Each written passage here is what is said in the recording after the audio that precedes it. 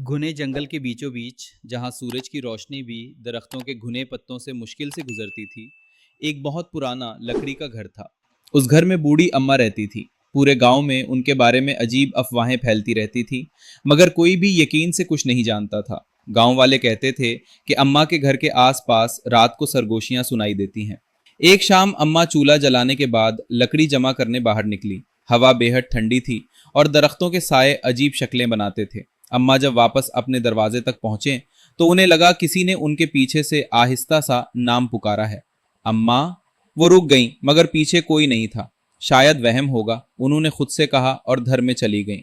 रात गहरी होती गई। बाहर हवा की साई साई जारी थी। अम्मा ने चराव दिए की रोशनी में बैठकर धागा सिलाई शुरू की ही थी कि सामने रखी खिड़की हिलने लगी। खिड़की के बाहर से दरख्तों की शाखें नहीं हिल रही थीं, बल्कि जैसे कोई अंदर झांक रहा हो। कौन है? अम्मा ने हिम्मत करके आवाज लगाई। कोई जवाब नहीं आया। इसी वक्त उन्हें फिर वही सरगोशी सुनाई दी, इस बार ज्यादा करीब से। अम्मा, दरवाजा खोलो। अम्मा के दिल की धड़कन तेज हो गई, मगर उन्होंने दरवाजा नहीं खोला। वो चराग लेकर आहिस्ता से खिड़की के पास गईं। बाहर अंधेरा था, मगर ऐसा लग रहा था जैसे साए खुद तशक्कुल बदल रहे हों। अचानक दरख्तों के बीच से रोशनी की एक झलक फूटी, जैसे किसी ने लालटेन जलाई हो।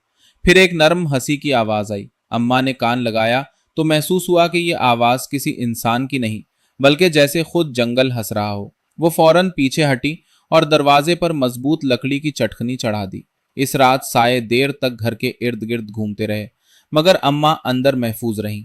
अगली सुबह जब सूरज निकला, बाहर हर चीज बिल्कुल खामोश थी, लेकिन दरवाजे पर मिट्टी में एक वाज़ेह निशान था, जैसे केसेस ने वहां देर तक खड़े होकर अम्मा को देखते रहने की कोशिश की।